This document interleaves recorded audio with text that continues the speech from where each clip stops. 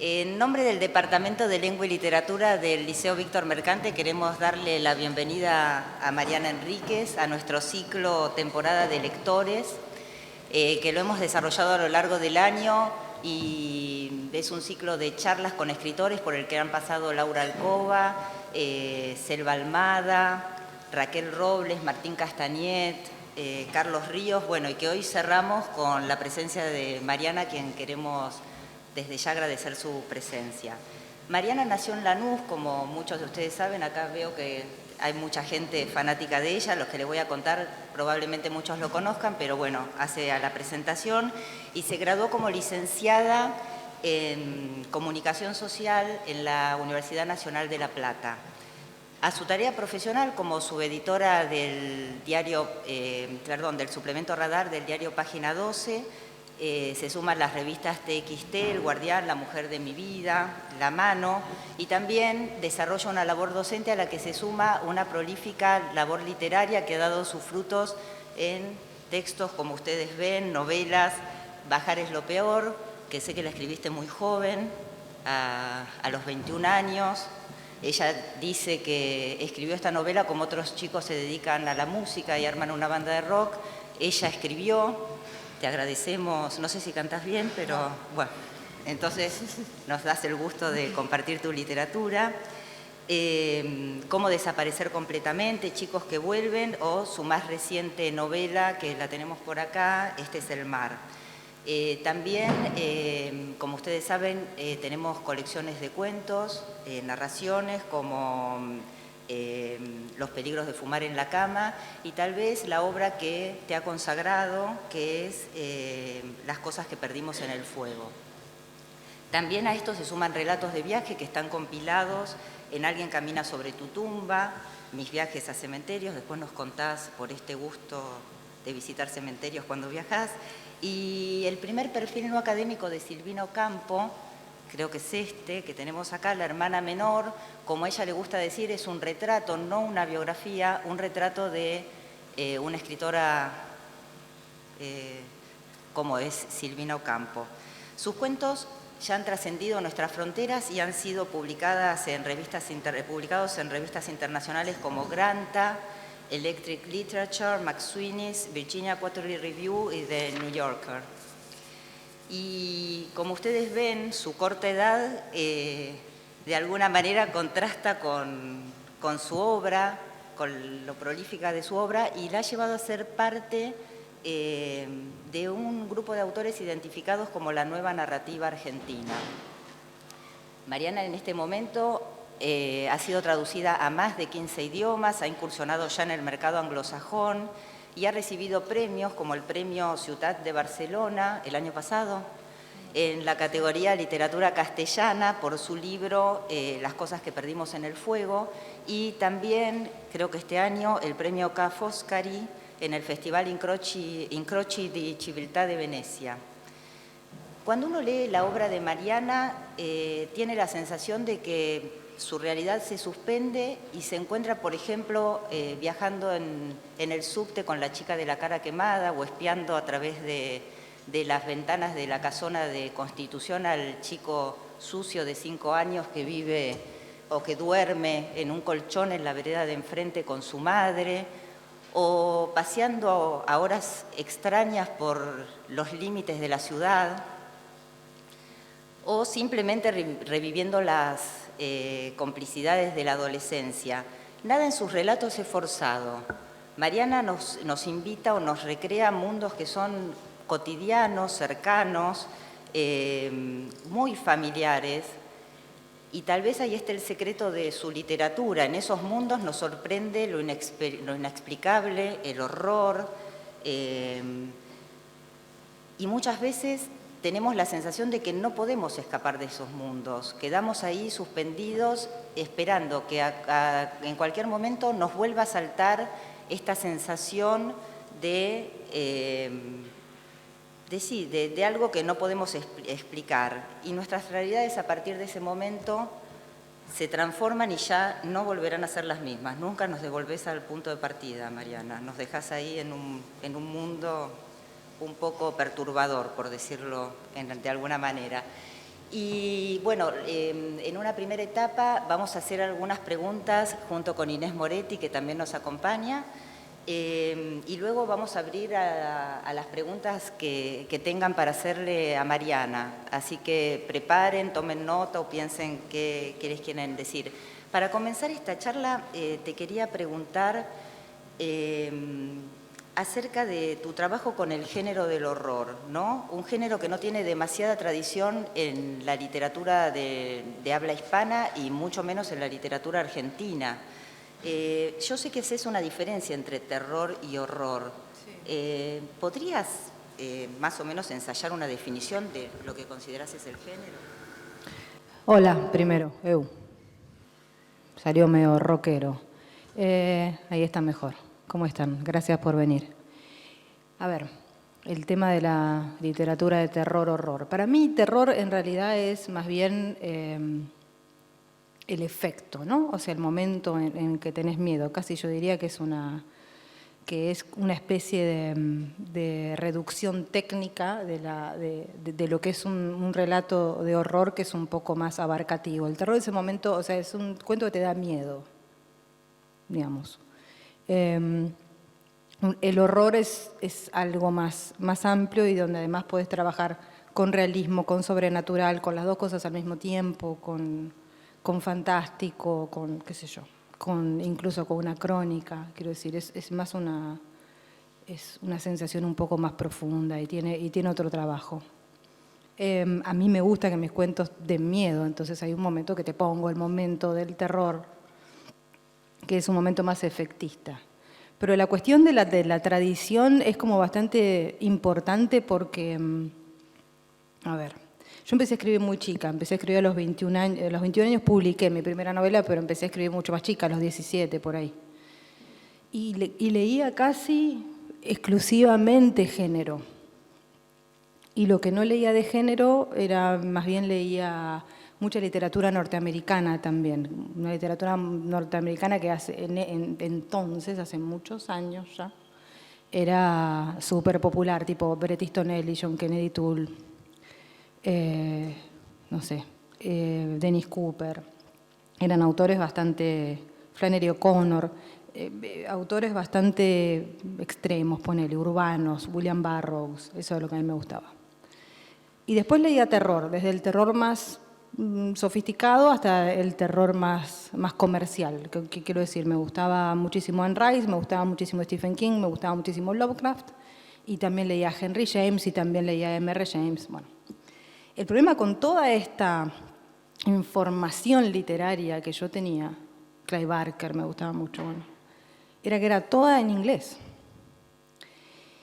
Y el tema de que fuera todo en inglés a mí en principio no me parecía un problema.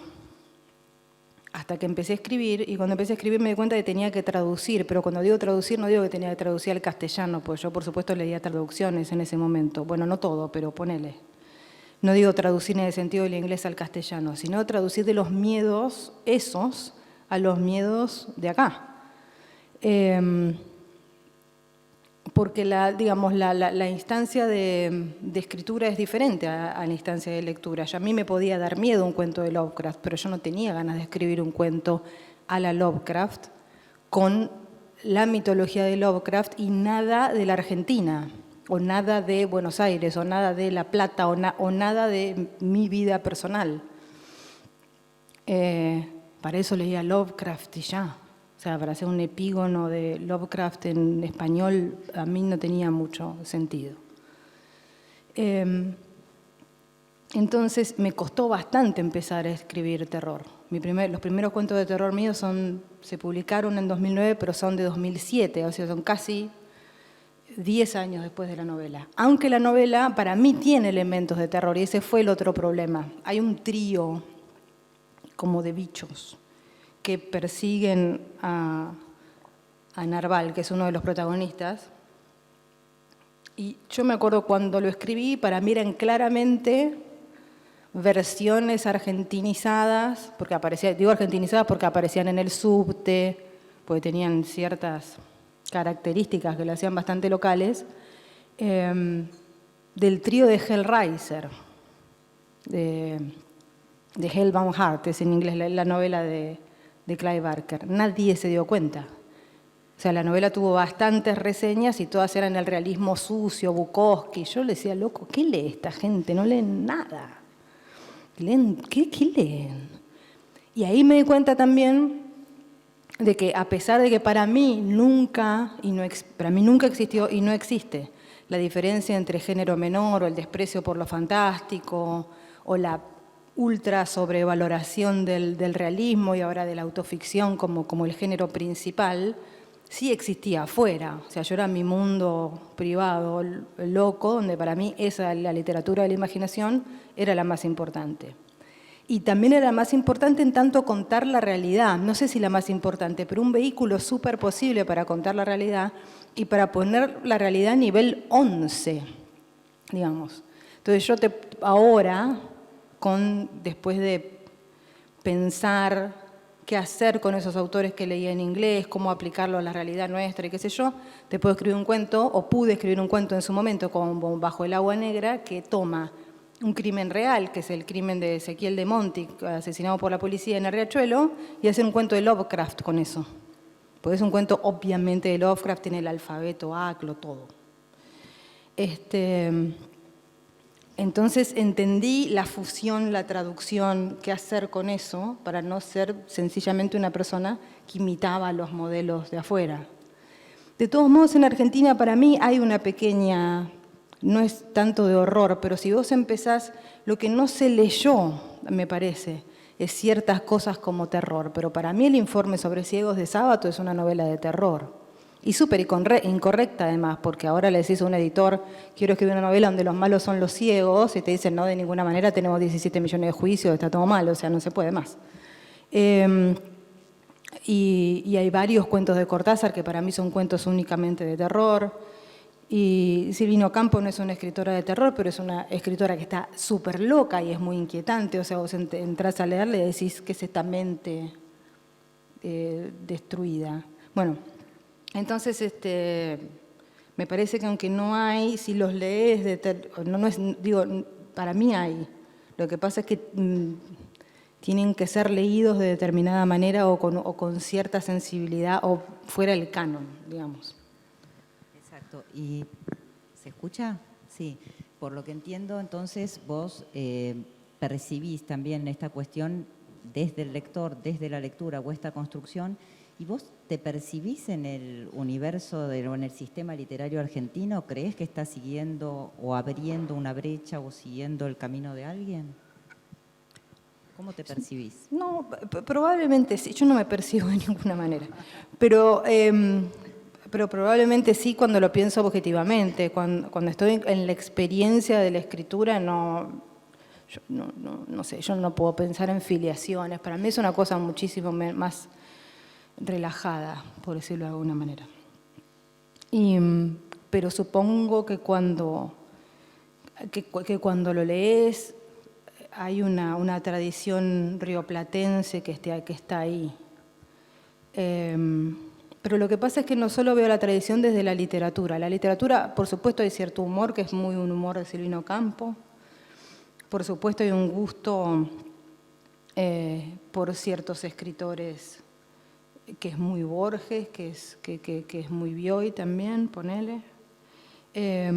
Para mí hay una cosa con la cultura pop, con la que yo me siento muy cercana a Manuel Puig, que es un escritor que la gente no va a decir automáticamente, Mariana tiene influencia de Manuel Puig. Para mí es re influyente Manuel Puig. Pasa que también lo tuve que traducir. A mí no me interesan las telenovelas, a mí me interesa la mitología del rock, pero es lo mismo en algún punto. En algún punto son amores masivos, digamos, ¿no? Y para mí el rock es la telenovela de la tarde también. Y fue siempre. Pero entonces sí, yo supongo que ahí hay como un caminito muy claro. Pero lo que pasa es que yo no solo lo pienso como lo literario, también yo uso mucho leyendas urbanas, periodismo para escribir, religiosidad popular. O sea, todos esos relatos que no son relatos necesariamente literarios, pero que son relatos que todos recibimos de alguna manera, son relatos que para mí son igual de importantes, digamos. Bueno, también una cosa que queríamos preguntarte, algo muy evidente en tu literatura es el uso del género del horror para abordar cuestiones políticas.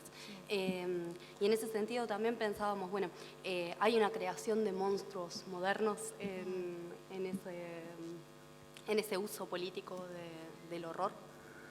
Modernos y también locales, ¿no? No solamente. Sí. Pero no fue... Fue una lección que yo aprendí, esa lección yo la aprendí de Stephen King. Lo que pasa es que nuevamente vamos como a cómo se leen los textos, digamos, ¿no? Pero cuando digo lo aprendí de Stephen King, digo, la primera novela de Stephen King, que es Carrie, es sobre una chica a la que le hacen bullying en la escuela. Su mamá es fanática religiosa y ella termina, después de una broma muy cruel, digamos, haciendo una masacre escolar. Todos problemas políticos de los Estados Unidos. Y el terror esa es la más evidente, pero casi todas son así. Porque King es un escritor que va hacia el fantástico y lo sobrenatural, pero que empieza todas sus novelas como un escritor social. Es como si fuera Steinbeck con Lovecraft. El Resplandor es una novela sobre violencia familiar. La mitad siniestra es la novela sobre un tipo que ve el asesinato del presidente después de salir de un coma. Él usa eso permanentemente. Yo es uno de los primeros escritores que leí y dije, es por acá. Lo que pasa es que, por supuesto, yo tenía que usar nuestra política, que no es ni más ni menos monstruosa que la de ellos, pero es diferente, es propia, digamos. Entonces te da miedo por otro motivo. Y el terror siempre usó, de alguna manera, la cuestión política, hasta Drácula. Drácula, si vos haces una lectura política de Drácula, es un poco, primero, es una súper crítica a la sociedad victoriana, digamos, ¿no? Como esta cosa que viene desde afuera y enloquece no solo a las mujeres, enloquece a la sociedad, digamos, ¿no? Así que sí. Y también en relación con el género del horror, veíamos que hay como una resignificación de ciertos tópicos, de ciertos lugares comunes del género. Aparece, por ejemplo, una casa que tiene, una casa que está embrujada, encantada. Sí. Por otro lado, el fantasma de una mujer encerrada en una torre, hay figuras de aparecidos, pero al mismo tiempo no son esos clichés típicos, sino que están resignificados constantemente. En ese sentido habría como un juego entre tradición e innovación. Y bueno, la pregunta es, ¿cuál es tu vínculo con esos lugares comunes del género? ¿Cómo evitás ese cliché, digamos? Es un poco lo que te decía antes de la traducción. A mí, cuando escribo dentro de un género, me interesa respetar al género, si no, ¿para qué? Entonces, si voy a escribir terror, tengo que tener casa embrujada. El problema es cuál es la casa embrujada dentro de mi sistema de experiencia y dentro de mi sistema literario. No puede ser un castillo escocés.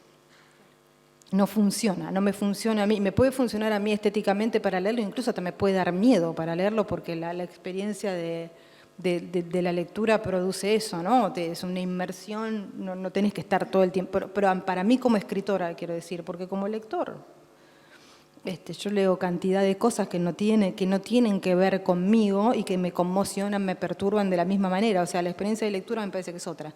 Pero la experiencia como escritor, yo, por lo menos, tengo que encontrar esa conexión, esa traducción, porque si no, no sé para qué estoy escribiendo. O sea, no sé qué le estoy contando a la gente que me lee, no sé qué me estoy contando a mí misma. No, me parece un ejercicio estético y nada más. Y en tanto eso me parece un poco irrelevante.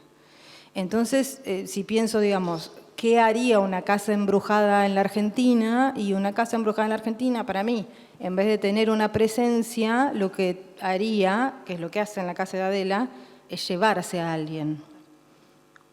porque la idea de un cuerpo que desaparece es una idea que está en nuestro inconsciente como símbolo del horror. Esto lo digo desde la política, pero también desde lo simbólico. Entonces, es muy fácil pasar de ese realismo al terror, porque hasta las palabras están relacionadas con el género. O sea, desaparecido, aparecido, o sea, es como, está muy cerca, quiero decir. Y después otras tradiciones que yo tomo, por ejemplo, hay una tradición del horror que tiene que ver con el paganismo o si no con el paganismo, sí con el cristianismo invertido, con el satanismo puntualmente. A mí eso me interesa hasta un punto, me interesa mucho estéticamente leerlo, pero nuevamente, para escribirlo es otra cosa. Pero como cierta indagación en santos populares, todos nuestros santos populares son súper terroríficos. Todos, son todos degollados, el Gauchito Gil, todo el lindo, el rojo, es todo sangre eso. Es así. Pues la sangre del degüello. Yo al que más uso es a San La Muerte, porque lo conozco, porque mi familia es de Corrientes y qué sé yo, y porque si estás escribiendo horror, está regalado. O sea, ¿cómo vas a...? ¿No? Entonces, para mí, en vez de la cruz invertida, me funciona muchísimo más San La Muerte. Y además también me funciona más políticamente, porque tanto el Gauchito Gil como San La Muerte o Sansón o tantos otros de los santos populares, de alguna manera invaden las ciudades, ¿no? con los migrantes y con su irracionalidad. Entonces también a mí me sirve para esa cosa un poco plebeya que me interesa de los bordes y qué sé yo. Y después, si tengo que hablar de la típica, la mujer gótica aislada, también es muy fácil abordarla desde ciertas temáticas de lo femenino que no tienen que ver con la cuestión que a mí no me interesa tanto, de la mujer aislada porque está victimizada por una situación machista. Mis mujeres no son así. Muchos me lo dicen, pero mis mujeres no son así. En mis cuentos de mujeres los hombres tienden a ser irrelevantes o no existir. Si ellas están atrapadas a veces en sus propios mambos. O sea, tenés mujeres que están atrapadas en una enfermedad mental, tenés mujeres que... El aljibe es eso, es una mujer que está atrapada en una fobia. Tenés mujeres como... Hay un cuento que se llama Nada de carne sobre nosotras, que es una chica que está atrapada en una anorexia festiva, diría yo, porque está contenta. Qué sé yo, el desentierro de la Angelita es una mujer que está atrapada en una historia familiar de la que no puede desprenderse. Entonces, digamos, son encierros, pero ya no son los encierros de la mujer en la torre, de la mujer en el ático, de la clásica mujer gótica de Charlotte Brontë con la loca que está encerrada y que termina prendiendo fuego a la casa. En mi caso también prenden fuego a la casa, pero no es tanto una venganza hacia los demás, sino es como volver la injuria sobre sí mismas, digamos. Entonces son otro tipo de prisiones, pero siguen siendo las prisiones del gótico. Lo que pasa es que son las prisiones del gótico traducidas, me parece, a realidades reconocibles para mí y a también una sensibilidad más moderna. Volviendo al tema de la lectura, que vemos que es importantísimo para vos, además por algunas entrevistas que he leído sé que contabas con una biblioteca familiar muy nutrida y desde muy chica leías cualquier tipo de textos, no había textos para niños, los elegías por el color, sí, leí eso, es decir, tuviste acceso temprano a mucha literatura. ¿Cómo manejás el tema de tu labor periodística, de las lecturas que tenés que hacer por obligación, las lecturas que haces por placer? ¿Los dos tipos de lectura te nutren? ¿Cómo podés disociar si es que lo haces o todo convive en vos? ¿Cómo transformás eso en literatura? Leer por obligación, digamos, que es lo que hago en periodismo bastante, termina estando bueno por una cuestión de... casi te fuerza a estar al día, casi te fuerza a saber qué se está escribiendo, que a lo mejor no es...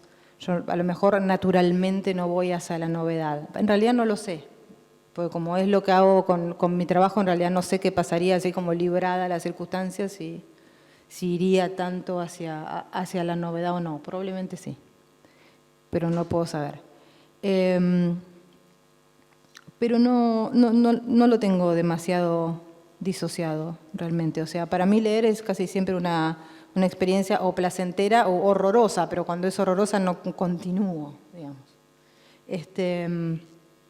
Pero no, al contrario, o sea, es realmente una vuelta interesante haber terminado reseñando libros, porque es casi normal, ¿no? Es como termino de leer un libro y te cuento de qué se trata, más o menos, sí. Sí, y bueno, pensando en el oficio de la escritura, cuando te sentás a escribir, ¿pensás en un perfil de escritor o es de lector, perdón, sí, o no lo tenés en mente? No lo tengo en mente para nada. Porque sí, bueno, sí pienso en un lector, pienso en mí. Yo en ese sentido me considero una lectora. O sea, no, y como escritora siempre, creo que de mi primera novela me considero una lectora. Yo escribí ese libro porque no encontraba libros que hablaran de las cosas que a mí me interesaban. Entonces escribí ese libro para mí como lectora. Y un poco siempre terminé escribiendo siempre en ese mismo sentido. Incluso cuando escribo a pedido, que es bastante común, que me pidan a lo mejor un texto a pedido, siempre termino escribiendo para mí, pero no para mí tanto como escritora, sino imaginándome a mí lo que me gustaría leer. No siempre funciona, ¿no? O sea, termino con un libro y digo, no. Es lo que, digamos, es superficialmente lo que quería leer, pero no está tan bueno como mi ideal, pero sí. O sea, mi lectora ideal soy yo, lo cual es un narcisismo espantoso, pero bueno, es cierto. ¿Y tus primeros lectores quiénes son? Es decir, ¿con quiénes compartís en primer lugar tus textos antes de llegar a la publicación? No lo muestro mucho al texto, pero tengo un par de lectores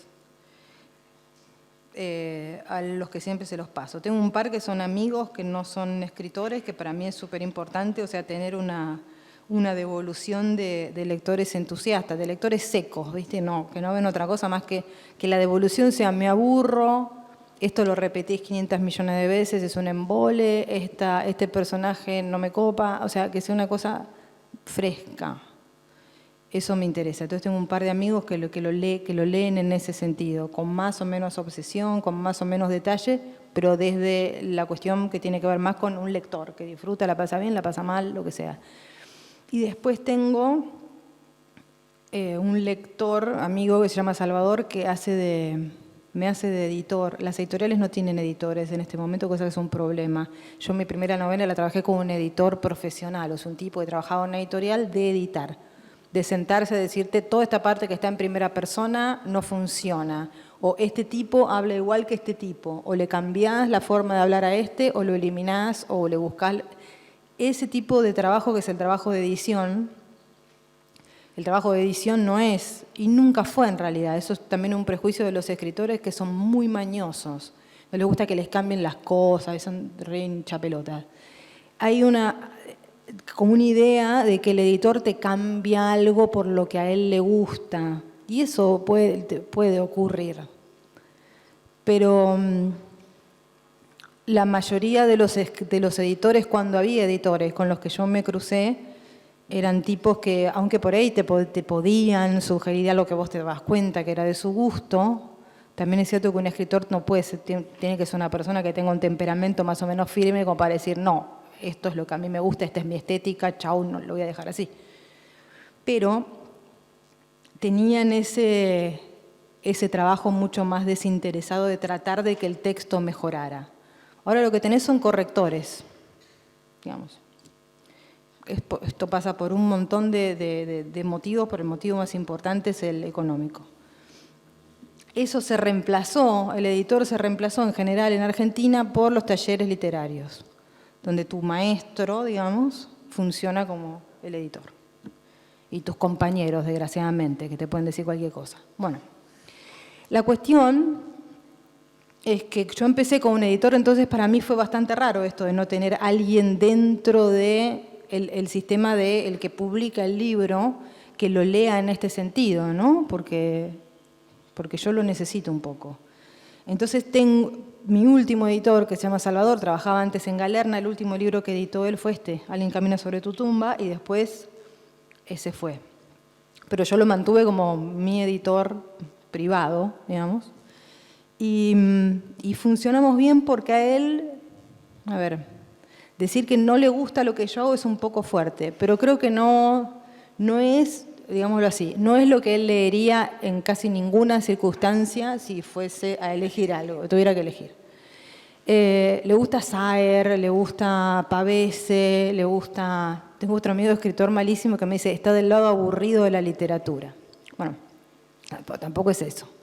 Pero está en un lugar muchísimo, claramente realista y muy preocupado por la forma. Y a mí me resulta muy útil esa lectura alien. Incluso que me ponga en ciertas partes del manuscrito, esto no lo entiendo, y que a mí me parezca recontra obvio, y yo me doy cuenta que hay un montón de lectores que con eso se quedan afuera por completo. Entonces yo ahí puedo elegir si se van a quedar afuera, lamento, o si lo cambio y hago algo para eso incorporarlo o eliminarlo. Digamos, puedo tomar una decisión. Entonces, pero más que eso no me gusta mostrar mucho el texto.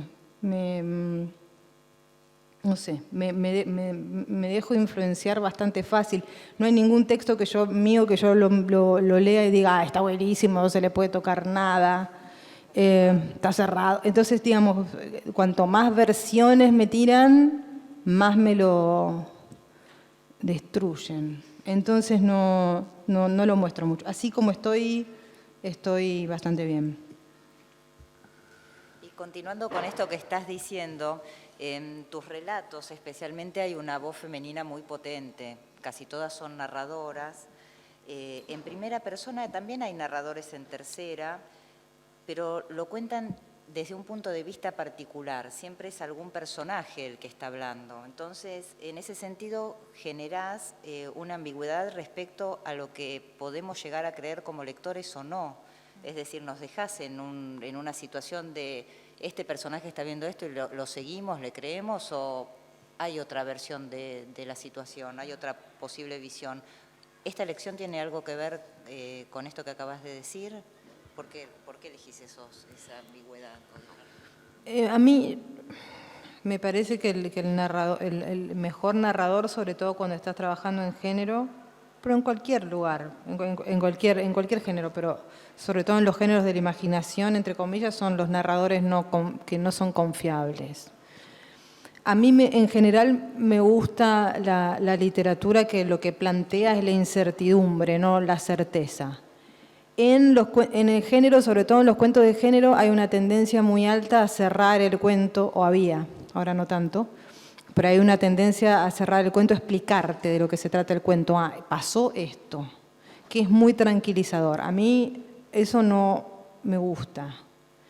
Y la manera más honesta, me parece, de salir de eso es ir con un narrador en el que no puedes confiar, un narrador que no te está diciendo, que te está contando una versión, no es que te está mintiendo, te está contando una versión súper objetiva, pero en realidad no sabe lo que está pasando. Creo además que eso me parece, incluso yo trabajando en género, pero me parece en realidad me parece lo más mimético con la realidad que hay, más mimético que el realismo. O sea, mi experiencia diaria es no entenderla. Yo no sé si soy medio estúpida o si esto le pasa a todo el mundo, pero lo que a mí me pasa es que yo no entiendo la mitad de las cosas que pasan. Las cosas nunca se cierran, o sea, se disuelven más bien y se pasa a otra. En general no sé lo que voy a pasar mañana, o sea, toda mi experiencia es muy vital, es como bastante flotante, no tengo muchas certezas. Entonces no entiendo hasta éticamente por qué la literatura las tiene que dar. No me parece que esté bueno como respuesta.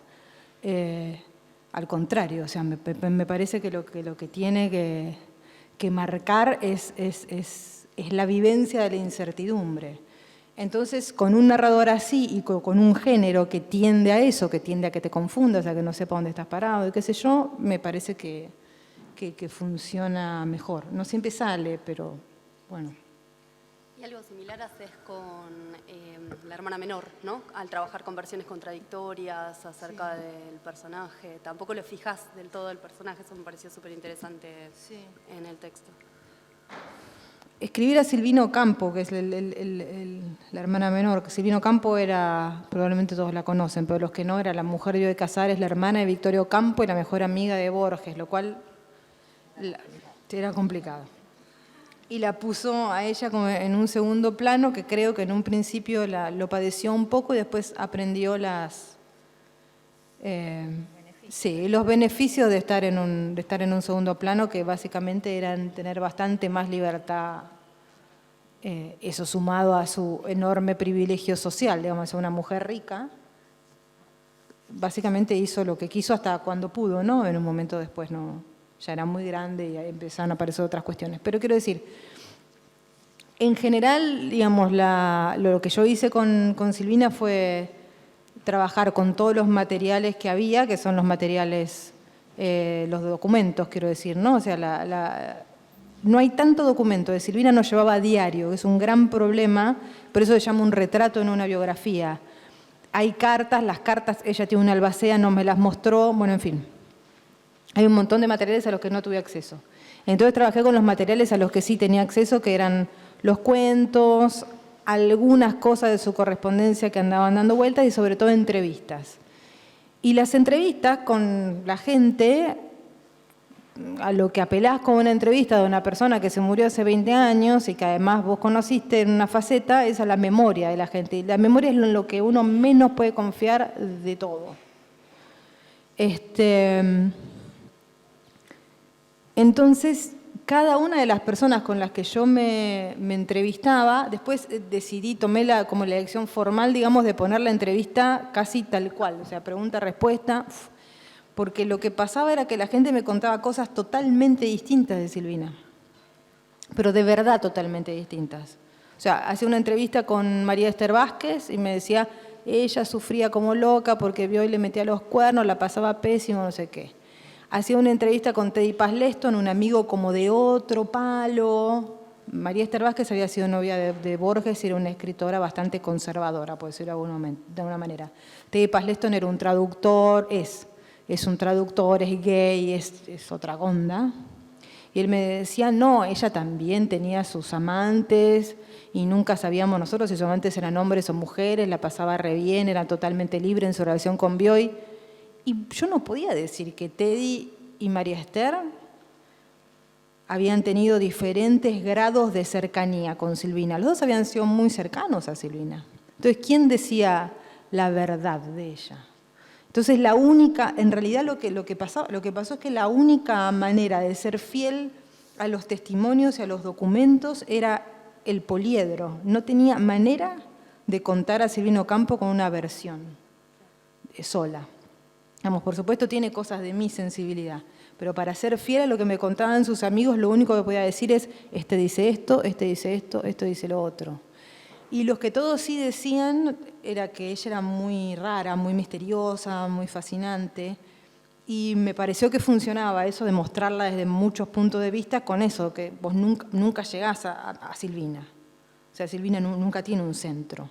Entonces ahí eso se mantenía por lo menos el misterio en los que todos me insistían.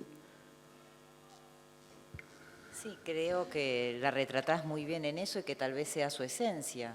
Una persona no muestra siempre la misma cara a todos. Tal vez la relación con los núcleos más duros o más formales era uno, con sus amigos, con Petzón y todo este grupo era otro. La verdad, muy logrado en la hermana menor. Una cosa que sorprende en vos es la versatilidad o aparente versatilidad para cambiar de género. ¿Cómo pasás del relato a la novela, a la casi biografía o retrato? ¿Te cuesta escribir para vos? ¿Es parte de tu oficio y lo vivís de manera...? No sé, la no ficción es mucho más difícil para mí, mucho. Primero porque es más ordenada. O sea, y sobre todo porque trabajás con datos.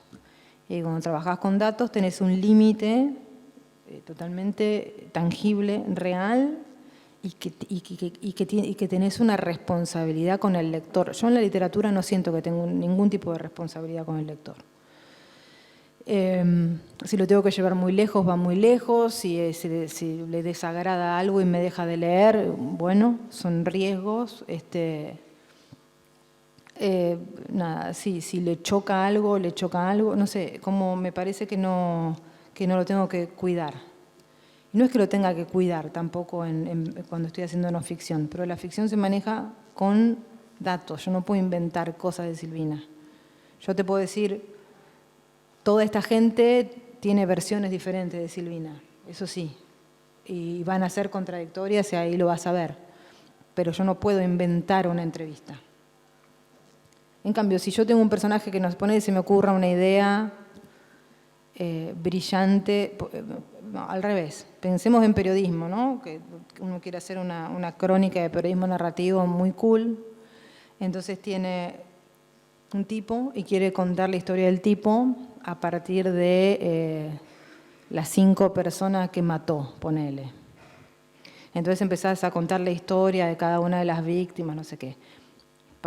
¿Viste? La palabra 727 es un embole absoluto. Si eso pasa en ficción, replanteas todo al punto de que en vez de ponerle 5 víctimas le pones una. Cambiás al asesino de hombre a mujer, lo que sea, lo hace vampiro, no sé. No importa, o sea, no importa en otro sentido, ¿no? En la lógica del relato que estás haciendo, pero en realidad vos frente a la compu en tu casa escribiendo es igual. Ahora, si vos estás con datos, si estás contando una historia de un tipo que mató 5 personas, no puedes decir que mató 2, o media, o alguna. Y ese ceñirse a los datos y a una determinada cantidad de factores que tenés que poner, porque periodísticamente son así, para mí es más difícil. Me lleva más trabajo, me lleva más tiempo, me lleva más estrés, porque pienso, yo estoy haciendo libros de Silvino Campo y de cementerios, no estoy haciendo libros de temas más complejos, digamos, de alguna manera. Y sin embargo me preocupa, qué sé yo. Por darte un ejemplo, en la primera edición de La hermana menor salió en Chile y yo había puesto que Bioy Casares reconocía como su primera novela La invención de Morel, pero escribió 5 libros antes. Y en mi primera versión yo ponía bien los nombres de los libros, pero ponía que eran todos novelas, y no son todas novelas. 3 libros son de relatos y 2 son novelas. Cosa que fue un error periodístico, porque básicamente yo tenía los títulos, asumí que eran novelas y ya, pero no me fui a la Biblioteca Nacional donde están los 5 libros a ver qué eran los 5 libros. Entre otras cosas porque estaba haciendo una biografía de Silvina, no de Bioy. Si hubiese hecho una biografía de Bioy, iba. Pero al poner que eran 5 novelas, eso es un error periodístico. A eso voy con el tema de la restricción de los datos. Y después, estilísticamente, para colmo, no es que los 3 primeros son novelas y los 2 últimos son relatos, ¿me entendés? Con lo cual, con una frase lo solucionaba. Era como el primero son cuentos, el segundo son cuentos y viñetas. Bueno, nada, quedaba horrible. Y creo que terminé poniendo 5 libros. Cosa que, ¿no? 5 libros entre novelas y cuentos, una solución así, o sea, una cosa mucho menos específica, quiero decir, pero mucho más real. Y ese tipo de cosas son las cosas que en la ficción, en la no ficción a mí me atormentan mucho, porque tengo muchos años de periodista y estoy muy acostumbrada a cierta rigurosidad, y en la ficción para mí es total libertad, entonces para mí son cosas totalmente diferentes.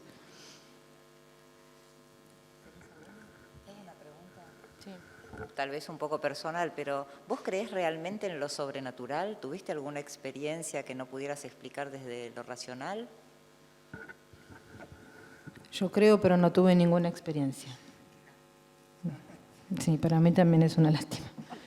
Pero, o sea, quiero que pase algo, pero Me parece que ya fue. Y pero ahora puedo ya entrar en la... Ya estoy grande. No tengo tanta confianza. No estás grande. Y una de las cosas que sorprende con tu escritura es lo verosímil del lenguaje cuando recreás diálogos, por ejemplo, entre adolescentes. No suenan artificiales. Eso realmente, no sé si es un trabajo especial que haces con el lenguaje, si te nace, sale naturalmente, o lo trabajás. Yo, los trato de escuchar, qué sé yo. Y tampoco es totalmente mimético, ¿no? Pero los trato de escuchar y trato de tener como bastante presente más bien mis experiencias y sensaciones de cuando yo era adolescente, y después sí toco un poco el lenguaje o lo actualizo y qué sé yo, pero hay inseguridades, hay miedos, hay vergüenzas, hay atrevimientos, hay todo un montón de cuestiones con las que puedo conectar. Y después sobre eso trato de escuchar a ver un poco con qué palabras lo dicen ahora, pero uso pocas, ese es el truco. O sea, uso más las sensaciones que las palabras. Palabras uso poquito, 3 o 4, entonces te da una impresión básicamente que, bueno, ella está totalmente ayornada y sabe cómo hablan, pero no. Pero con 3 o 4 palabras parece que sí. Esos son trucos. Bueno, los que escriben ahí tienen un truco. ¿Les parece que abramos a preguntas? Vemos tanta gente para no monopolizar acá la charla.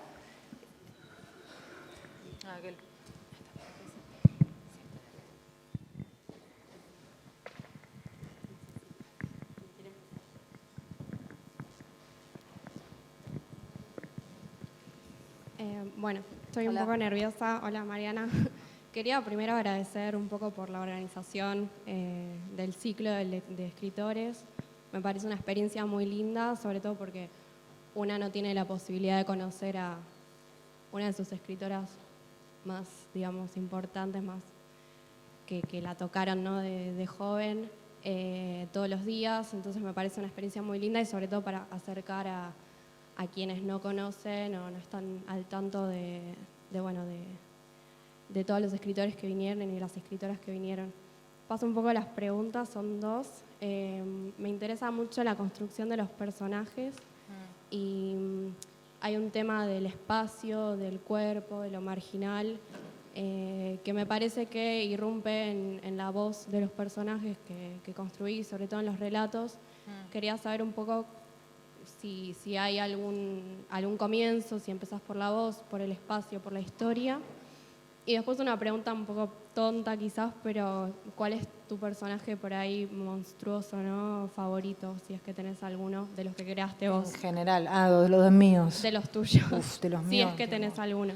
A mí me gusta mucho la narradora de ¿Dónde estás, corazón? Bueno, dale, entonces encantó. ese, chao. A ver. En los relatos es confuso eso, porque para mí en las novelas el tema del personaje es muy claro. Quiero decir, cuando escribo en la novela que acabo de terminar ahora, o en Este es el mar, o en Cómo desaparecer completamente, con lo que yo, o en la primera también, yo convivía con esos personajes. O sea, para mí eran casi... Es un poco esotérico lo que voy a decir, pero es así.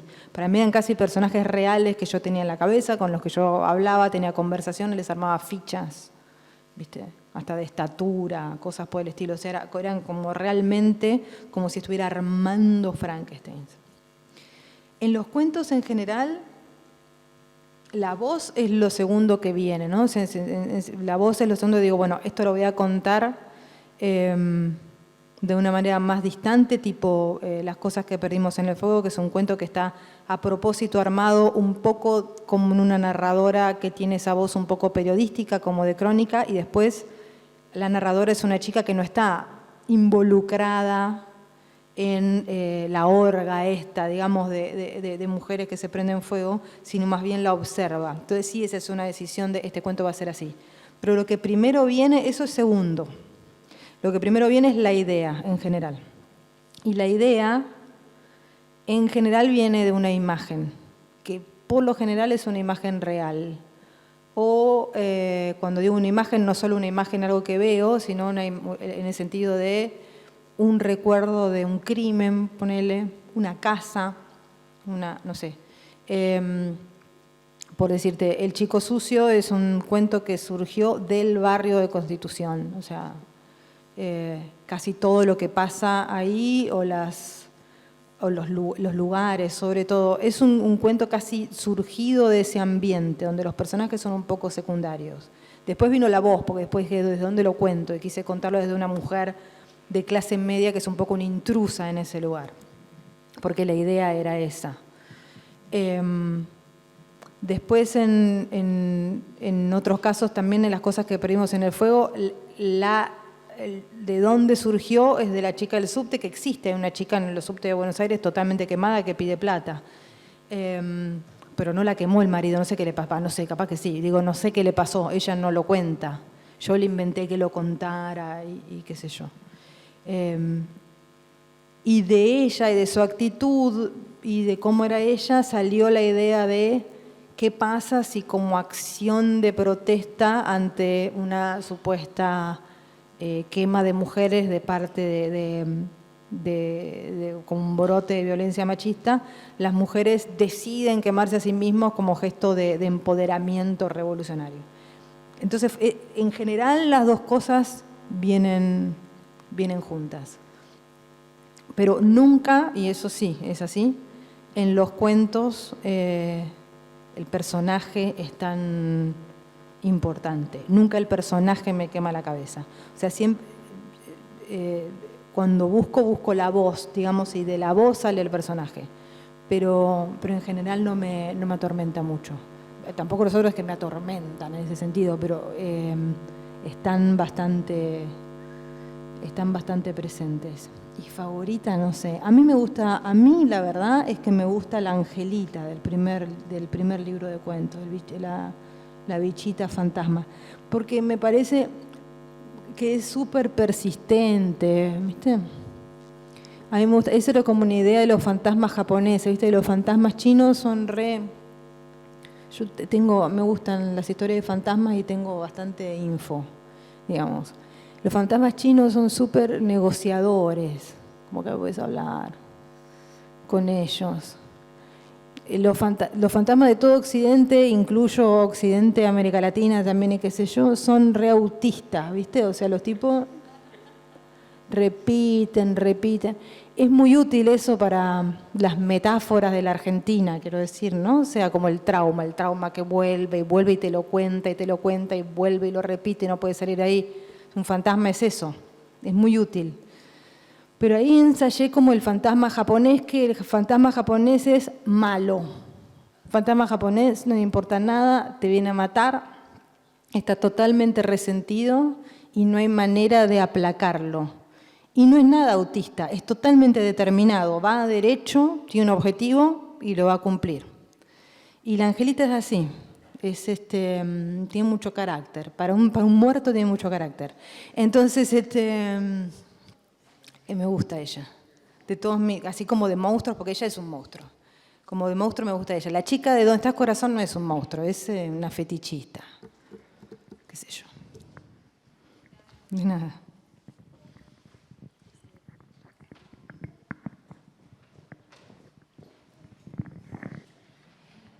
Yo te quería preguntar, Mariana, algo hablaste de la edición y de los lugares que tienen hoy los talleres literarios, que hay como una gran proliferación de talleres, y hasta qué punto vos le das bola a la hora de escribir a la corrección. ¿Cuándo es el momento donde vos decís, bueno, estás escribiendo y llega el punto de decir, bueno, hasta acá, acá corrijo y acá no? ¿Cuál es tu, digamos, el límite propio que vos encontrás, más allá del límite externo? Algo hablaste de, bueno, las miradas externas, ¿no? Pero ¿cuál es tu, digamos, tu propio corrector interno, digamos, algo así sería la pregunta? Es difícil de decir eso porque es muy depende del texto, muy depende de la época mía, personal, muy depende cómo salió el texto. Hay textos que requieren muchísima menos corrección, básicamente. Y te das cuenta de eso.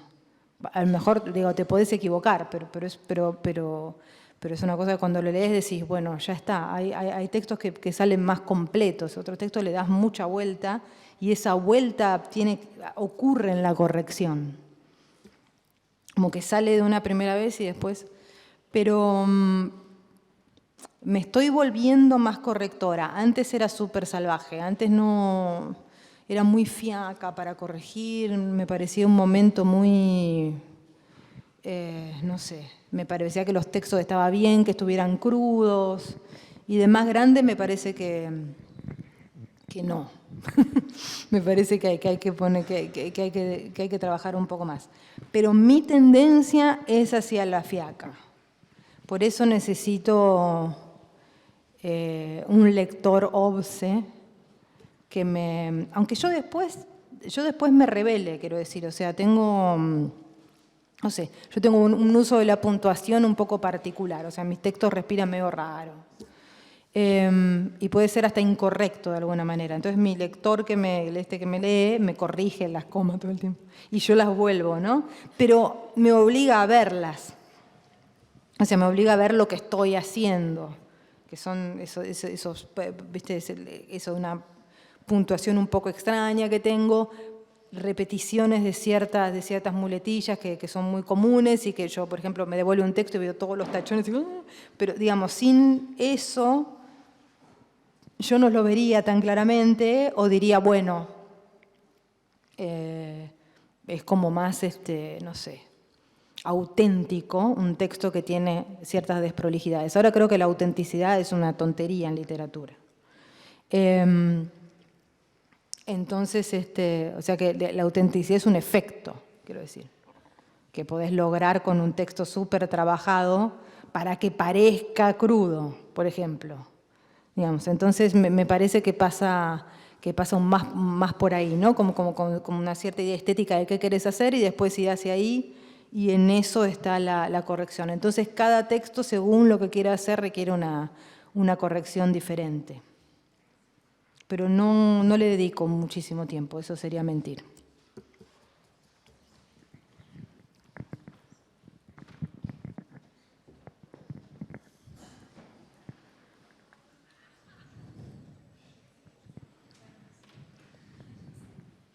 Hola Mariana. Hola. Soy preceptora acá de la escuela y con los chicos y la profe de lengua, Griselda Flores, leímos El aljibe el otro día en clase. Sí. Y los chicos tienen algunas preguntas, están un poco tímidos también, bueno, pero en relación al cuento. Cande, ¿querés empezar? Hola. Hola. Mi pregunta sería, ¿en qué pensabas cuando lo escribías? El aljibe. El aljibe fue mi primer cuento, el primer cuento que escribí. Punto. O sea. Y lo escribí a pedido para una antología que se llamaba La Joven Guardia, que fue una de las primeras que recopiló a los escritores nacidos en los 70, que después salió con toda esta cosa de la nueva narrativa argentina, no sé qué. Así que lo que primero estaba pensando era en terminar el cuento para eso, en entregarlo. Y después, hasta ese momento yo no había escrito ningún cuento, no había escrito ningún cuento de terror y no había escrito nada contado por una mujer. En mis novelas, las dos novelas anteriores que había escrito hasta ese momento, que es Bajar es lo peor y Cómo desaparecer completamente, los personajes son hombres y las historias las cuentan hombres. Hay mujeres, pero están como metidas, cuentan cachitos, pero no son las que cuentan ni a las que les pasa lo que les pasa. Entonces decidí esas dos cosas. Decidí que iba a ser un cuento contado por una mujer y que iba a ser un cuento de terror. Porque además yo quería escribir terror. Pero lo había intentado con una novela muy larga que había sido horrible, la tiré. Y me daba cuenta que no tenía el control para escribir terror en algo tan largo, porque escribir terror en algo largo es difícil. Tiene que tener muchos climas, bueno, en fin, un montón de cosas. Y después de todo eso, en lo personal que pensé fue... Bueno, ella tiene una fobia, ¿no? Como muy paralizante. Y nada, pensé en eso. Es un cuento sobre Es un cuento sobre la enfermedad mental en un punto, sobre las fobias. A mí me pasaban, a amigas mías le pasaban. Para mí era una especie de monstruo dentro de la cabeza que era más terrible que un monstruo externo porque primero no sabías cómo controlarlo, segundo no te creían que estaba ahí y después te arruinaba más la vida que un hombre con un hacha. Pues un hombre con un hacha se terminó, ¿no? Te corta la cabeza y fue. Pero esto era como, ¿quién te extirpa esto de la cabeza? Y le metí un poco la narrativa esta de que era una fobia heredada, no heredada, sino que se le inyectan la madre y la abuela, pero nada, eso por malas, qué sé yo. Como nada, qué sé yo, por hacer una especie de genealogía de mujeres malas que la terminan arruinando a ella. Pero de lo que se trata realmente es es como del monstruo interno, ¿no? O sea, del monstruo de la ansiedad, del monstruo de la fobia, el monstruo de la depresión, si querés. Entonces se trataba de eso, con un escenario alrededor, con estas mujeres malas, y San la muerte y la brujería y toda una cuestión que te remite a cosas de género, pero que son decoración. La decoración es súper importante para mí igual. O sea, cuando digo decoración no digo que son decorativos, digo que son decoración, digamos, qué sé yo. Como la ropa tiene que estar buenísima para que funcione. Es lo mismo. Y es igual de difícil de hacer, digamos, ¿no? Pero de lo que se trata o lo que estaba pensando es eso. Pero en ese cuento, como fue el primero, llegar a eso fue bastante más técnico. O sea, no es que me senté y dije, voy a escribir un cuento sobre una fobia, no. Fue bastante, como era el primero, era a ver cómo escribo un cuento, a ver cómo cuento una mujer, a ver cómo llego a hacer esto en 3 meses y a ver si puedo.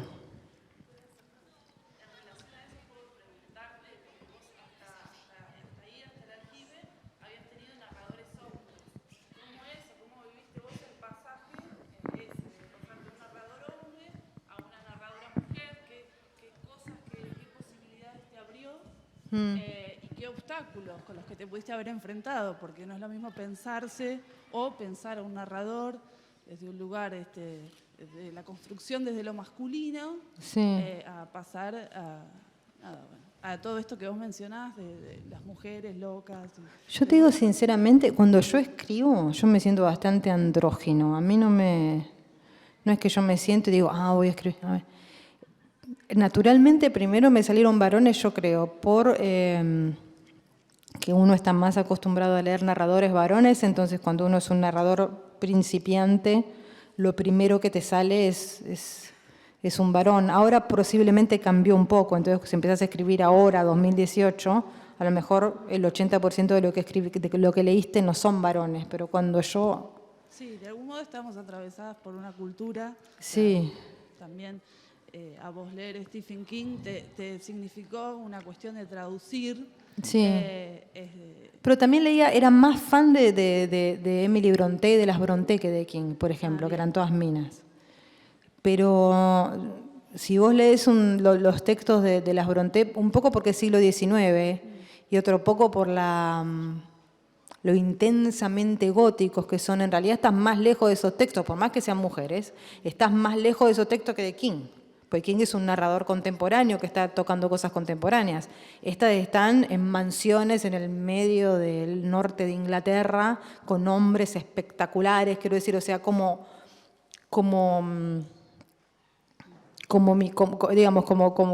estructura es muchísimo más lejana. Y como personajes ni hablar, o sea, entonces yo... digamos, mi influencia directamente como escritora a lo mejor es King. Yo era mucho más fan de las Brontë, pero no puedo decir que me influenciaron como escritora, porque es como, ¿viste? Es como Dickens, no podés. Y tampoco como sensibilidad, porque esas mujeres de esa época son textos de fin del siglo XVIII, no tienen nada que ver con las mujeres de ahora. Tienen mucho más que ver con las mujeres de ahora King, aunque sea hombre. Quiero decir, yo no pienso las cosas de una manera tan tajante en ese sentido, o nada tajante. Para mí siempre fue muy andrógina la literatura. Y lo compruebo cada vez más. Yo suelo ser jurado de novelas en premios y cosas así. Que no es un trabajo muy grato, pero se paga bastante bien. Y más o menos ves lo que está pasando. Y siempre me confundo. Siempre que aparece, digo, esto lo escribió una mina y siempre pero siempre, es totalmente alucinante. Eso creo que es una cosa muy poderosa de la literatura, que borra eso. Y yo me siento, en ese sentido me siento bastante borrada. Para mí tengo que construir un narrador hombre y tengo que construir un narrador mujer. Lo que a mí me pasaba en ese momento es que yo veía como un problema no poder escribir una mujer que no hablara como yo. O sea, no es que no me salían, es que se parecían mucho a mí, o sea, no...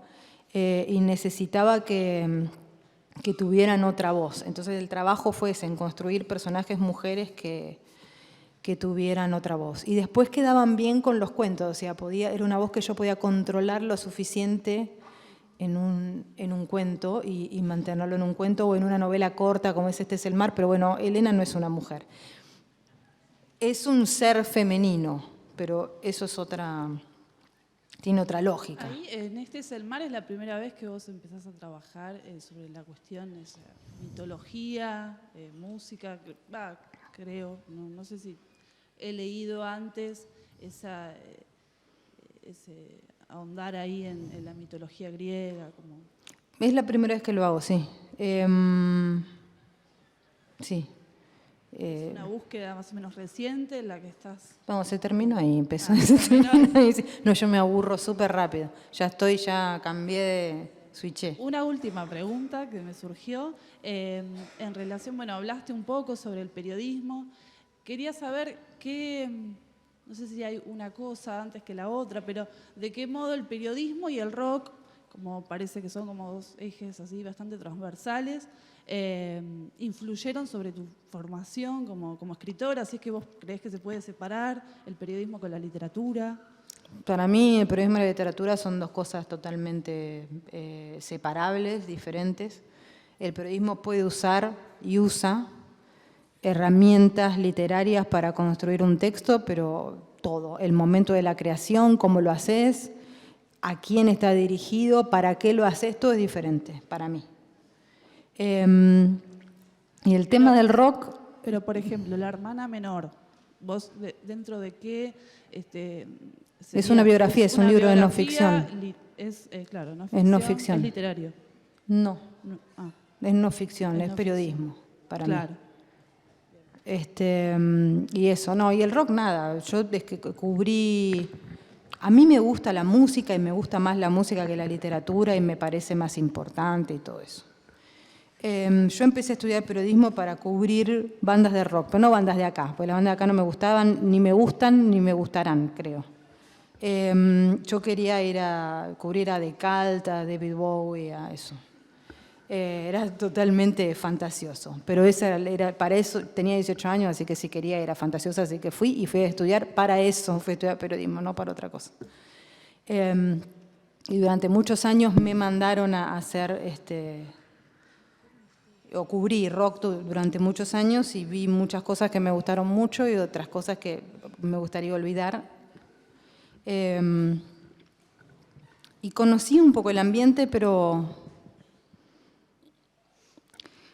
¿cómo decirte? No me parece en general que sea una cosa tan absolutamente necesaria conocer un ambiente para armar una situación. Creo que eso está muy subrayado y demasiado sobrevalorado. O sea, no sé, cómo desaparecer completamente es un chico, un adolescente del que abusó su papá. Yo no soy un adolescente varón ni abusó de mí mi padre, pero sobre todo no soy un adolescente varón. Y sin embargo puedo escribir una novela con eso, quiero decir. Entonces, en realidad, cuando escribí Este es el mar, lo que me pasaba era que la escribí en el medio de los cuentos de Las cosas que perdimos en el fuego, que son todos muy similares. Narradoras mujeres, todo muy oscuro, todos salen de algo realista y se van hacia lo fantástico, todos tienen mucha incertidumbre, son muy urbanos, son muy oscuros. Están muy relacionados con cuestiones que tienen que ver con la marginalidad, con la política. Yo no soy así, en un 100%. Eso es una parte de lo que a mí me interesa personal y literariamente. Entonces estaba un poco agobiada. y Este es el mar lo escribí para relajarme. Entonces inventé una estrella de rock que era bueno, inventé a las chicas, lindo, inventé a las chicas. ¿Qué me gusta? Me gusta la mitología griega. Dentro de la mitología, ¿qué me gusta? Y dentro de la mitología me gustan los grupos de mujeres,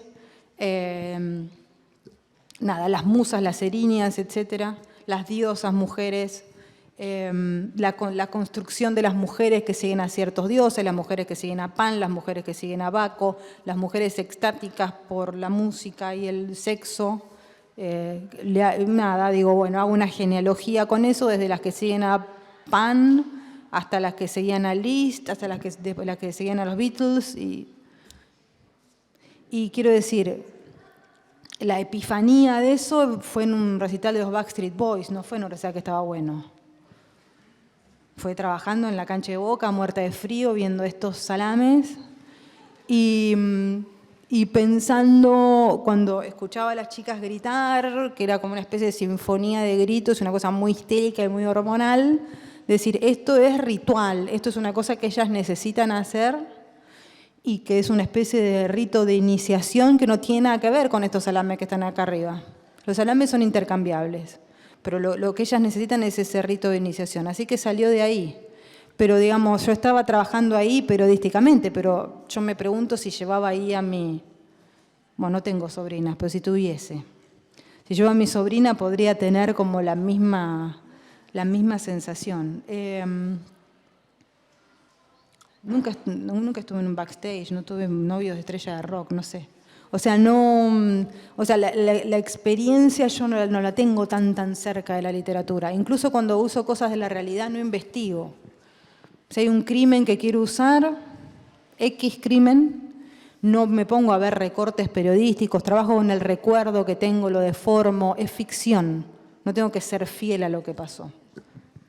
Esa es la gran diferencia con el periodismo. Si yo tengo que hacer una reconstrucción de un crimen real para un texto periodístico, voy a las fuentes, hablo con los protagonistas, voy a archivo, qué sé yo. En ficción no tengo que hacer nada de eso.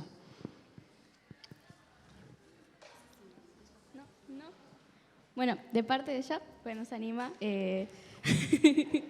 Chica, pero ni que fuera yo acá. No, pero ¿Quién? eso es así, no importa. Ella pregunta Un hombre si guapo. al momento de escribir el libro o de leerlo, te sentís parte como la protagonista o, no sé, de alguna manera te sentís parte del libro. Bueno, sí, porque cuando lo estás escribiendo sos parte, digamos. Y hay muchas cosas que uno pone que son cosas propias, que son cosas íntimas. A mí sí hay partes de lo que escribo que no me dan vergüenza que alguien las lea. Me parece que no está del todo terminado lo que hice. El problema es que cuando lo lee, el que lo lee, no sabe qué es lo realmente personal o lo que es un secreto o lo que no me gusta que lo quiera contar a nadie. Y en general se equivoca la gente, o sea, piensa, ¿a esto te pasa? No, para nada. Pero, digamos, hay como, o además, o a lo mejor son cosas que a mí me parecen re íntimas y difíciles de contar y después cuando alguien las lee le parece una tontería, pues eso es todo subjetivo. Pero sí, yo estoy en todo lo que escribo. Siempre sos el protagonista de alguna manera. Y al mismo tiempo nunca sos el protagonista 100%, o por lo menos no es lo que a mí me interesa para nada. Me interesa mucho más esconderme que mostrarme, en general.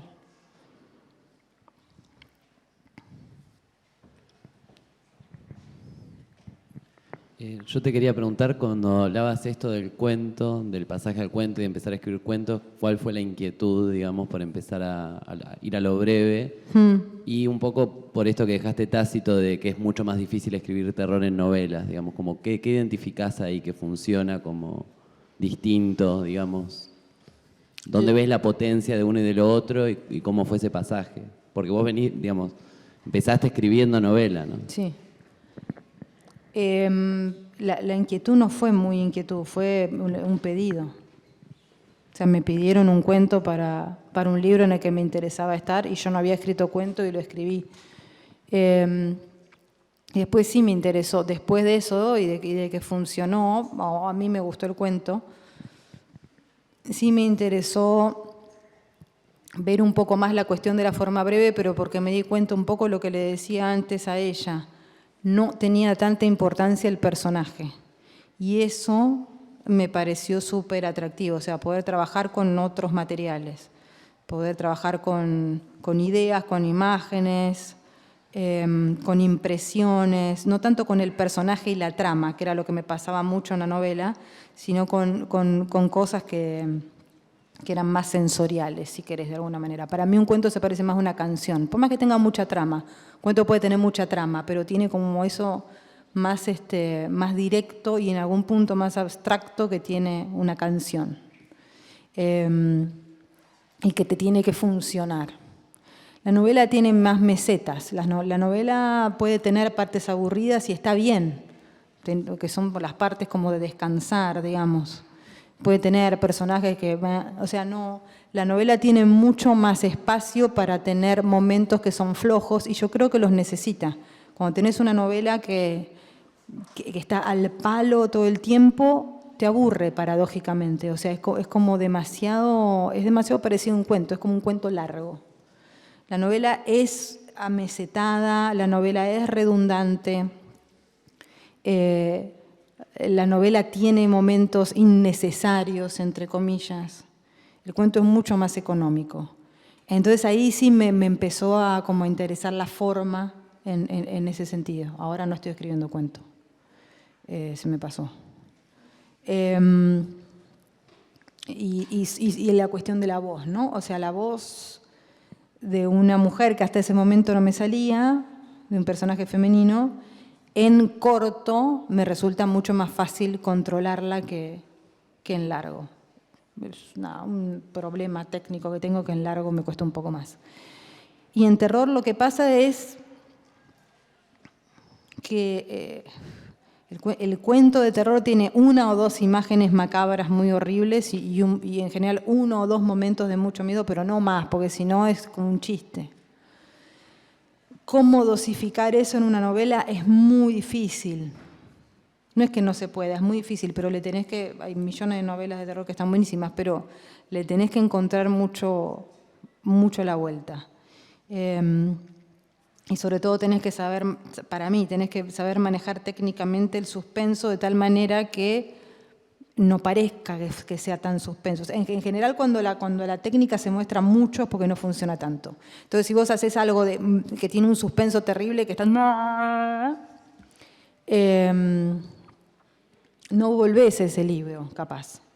O sea, es un libro que leíste rápido y que te entusiasmó y que fue como muy emocionante, pero después no volvés a ver cómo lo hizo. Es como... entonces, manejar el suspenso con sutileza, tener al lector como preocupado en algunas partes, digamos, ¿no? O sea, tenerlo como en un sueño, en un punto que no sabe bien lo que le está pasando y eso es, en el fantástico es difícil de manejar. Por eso la mayoría de las novelas fantásticas de terror son cortas, porque, bueno, es complicado. A alguna gente las hace largas y les sale bien. Pero tiene que ver con eso, tiene que ver con que es un género que técnicamente te exige cosas que por definición no funcionan tan bien en largo. ¿A quién siempre le critican esos finales eternos con las persecuciones? Y tienen razón, son un plomo. En el caso de él creo que pasa por una cuestión industrial que tiene que hacer libros de 800 páginas y qué sé yo, que eso es como completamente otro tema. Pero como problema a resolver es un problema real, es un problema complejo. Las grandes... bueno, él tiene grandes novelas de terror, pero en general tienden a ser de un formato más breve. Otra vuelta de tuerca es breve, etc. Pero bueno, es cuestión de, como todo, es cuestión de encontrar la vuelta. Pero sobre todo es eso, es un problema técnico, no es un problema de otra cosa.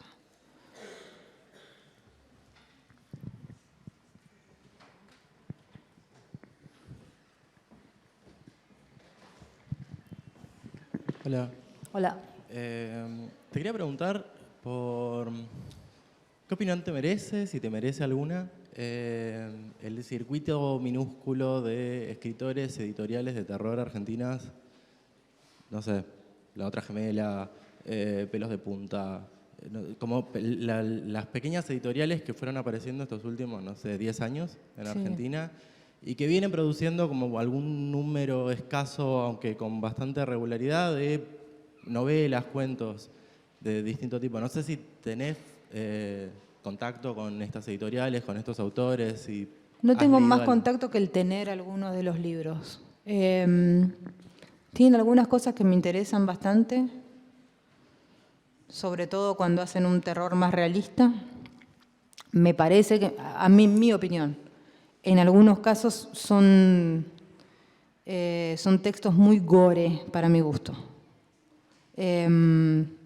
Como un poco, me hacen acordar un poco a un momento en los años 90 del terror italiano, que era muy, no el terror literario, no de cine, que era así bastante chocante y como extremo. Que está bueno, pero es un poco pulp para mi gusto. Y yo soy medio, digamos, me da ganas de corregirlo un poco. Digamos, como, ¿no? Me parece, pero me parece que está muy bueno el lugar bastante punk de donde sale eso.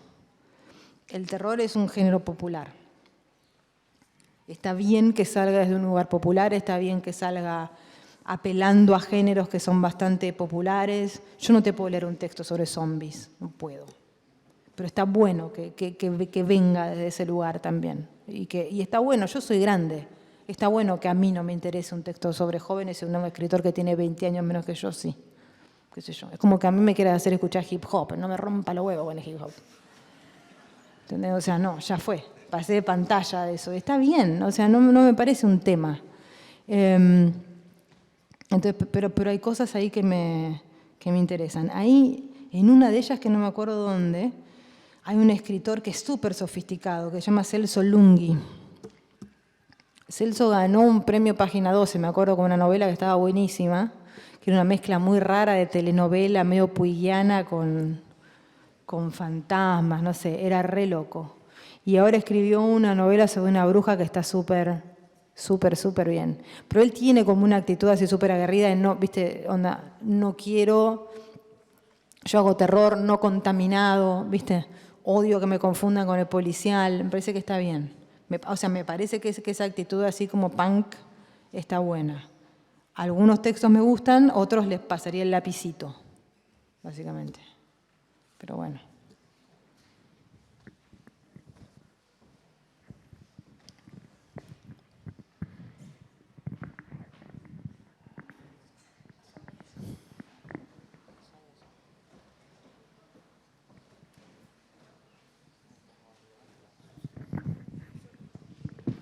Hola. Hola. Son dos preguntas. Primero, ¿qué es como que lo inspira o que te motiva para seguir adelante con los libros? Y la segunda es, bueno, un poquito personal, pero... Dale. Bueno, ¿alguna vez pensaste o te pasó por la mente que dejar la escritura? No. Solo por preguntar. ¿Qué me inspira? Muchas cosas me inspiran, pero en general lo que yo soy súper curiosa, así que hay un montón de cosas que me interesan. En general, lo primero que me inspira son otros libros. O sea, a mí no hay momento como que disfrute más que terminar un libro y decir que bien escribe este tipo, tengo ganas de hacer esto, copiarlo un rato, después no copiarlo más y empezar a escribir yo como escribo yo, pero digamos que me estimule en ese sentido, ¿viste? Como ver algo que te guste y decir yo quiero hacer eso. Eso por suerte todavía me pasa.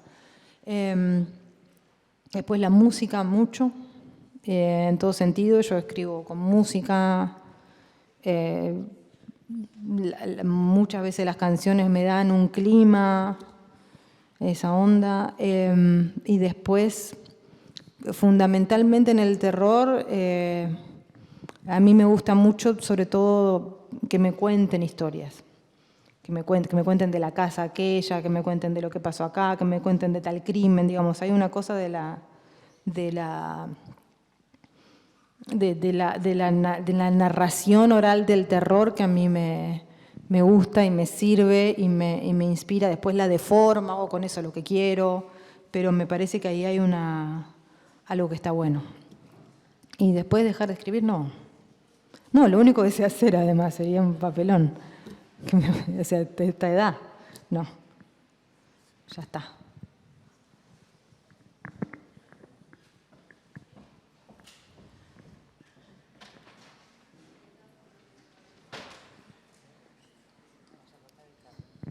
Hola. Hola. Quería preguntar, ¿cómo haces vos para, al crear un personaje, por ejemplo, con el que no te sentís identificada? ¿Cómo haces para armar su personalidad? Saber cómo va a reaccionar. Si vos nunca, no sé, ponele que hay un personaje que está en el fin del mundo. Si vos nunca estuviste ahí, ¿cómo sabes para armarlo? ¿Cómo va a reaccionar y esas cosas? La única respuesta más o menos honesta para eso es la imaginación. ¿Te lo imaginas? Lo mismo que con el que no te identificás, o sea, pero no solo que no te identificás porque nunca estuviste ahí, con el que no te identificás porque te cae mal, a lo mejor, cuando tenés que construir un personaje que te cae antipático. Yo eso lo hago bastante. De hecho, creo que de las cosas que pedimos en el fuego no me cae bien ninguna. Y no me tengo que identificar con los personajes, los tengo que armar, me los tengo que imaginar. El tema de no haber estado nunca en un lugar o que nunca te haya pasado algo, esa es casi la esencia de la literatura y por lo que ocurre en la literatura, que es imaginar otros mundos, otras realidades posibles, otras cuestiones. Pero sobre todo otros mundos y otras posibilidades de ser algo diferente, en un lugar diferente y en un lugar desconocido. No sé, pensaba El Señor de los Anillos. Obvio que Tolkien nunca vio un hobbit, entre otras cosas, porque no hay hobbits. Y se los imaginó. Se los imaginó tomando un poco de mitología de allá. Nadie sale de la nada tampoco. Sale en general de otras obsesiones, de otras cosas que leíste, de otras cosas que te imaginaste. Pero eso es lo que venía hablando un poco antes de que hay como una cuestión que se le da demasiada importancia a la experiencia y no tanta importancia a la imaginación. Y a lo mejor en literatura, a veces, digamos, la herramienta que no te va a fallar nunca es la imaginación. Porque vos podés ser un escritor que por algún problema, el que sea, no podés salir de tu casa. Entonces, ¿qué vas a escribir? Pero sin embargo, podés escribir de cualquier cosa, digamos. O sos una persona que por el motivo que sea no le gusta tener parejas. No le gusta tener situaciones, no se enamora o no tiene ningún tipo de interés en tener una pareja, por ejemplo. Pero puede imaginárselo, puede escribir una historia de amor, le puede preguntar a otro cómo es que se siente eso. Digamos, no me parece que sea tan crucial la experiencia en la literatura. Me parece que es necesaria para ciertas cosas, sobre todo para no hacer papelones en ciertas cuestiones. Sobre todo en lugares que sí existen, que si los vas a describir, bueno, es mejor que tengas alguna idea de cómo son, ¿no? Porque es como medio un papelón. Como que alguien escriba sobre La Plata y ponga que no hay diagonales, es medio un papelón. O sea, lo tirás al libro, no te sirve. Pero no tanto porque el tipo tenga un problema que tenga que ver con la técnica, sino porque ahí digamos, lo que pasó es un problema de verosímil. O sea, digamos, lo más importante para mí con la literatura no es tanto que se parezca a la realidad, sino que sea creíble, que vos te lo creas, que vos te parece que eso puede pasar. Entonces, si vos cometés un error tan garrafal como una ciudad a la que llaman Ciudad de las Diagonales, escribís una novela ahí y no tiene diagonales, salvo que digas que vino un tipo y destruyó las diagonales y la cuadriculó toda porque no le gustaba cómo era, el tipo es un dictador, nada. Ahí ya es verosímil. Hay un motivo por el que no tiene más diagonales, pero si a vos te lo pasás por encima, lo que estás haciendo con el lector es quebrando ese pacto en el que él, lo que vos estás escribiendo, te lo tiene que creer. Y no te lo puede creer así. Por eso es importante también ejercitar la imaginación en ese sentido. O sea, imaginar ese mundos posibles y cuando uno se lo está imaginando, preguntarse todo el tiempo, ¿y cómo haría? ¿Y por qué? ¿Y cómo sigue? ¿Y cómo bla, bla, bla? Para que no tenga tantas fisuras, digamos, ¿no? Y después, bueno, si tiene fisuras se pueden también arreglar de alguna manera. Pero en realidad imaginarte cómo se sentiría alguien en una situación por la que nunca pasaste, está bueno. Lo que pasa sobre todo cuando ejerces ese momento literario y que te pones a escribir y te divertís escribiendo eso, la primera sensación que tenés es de placer, la pasás bien, digamos. Cuando uno se despega de lo conocido, la pasa bien.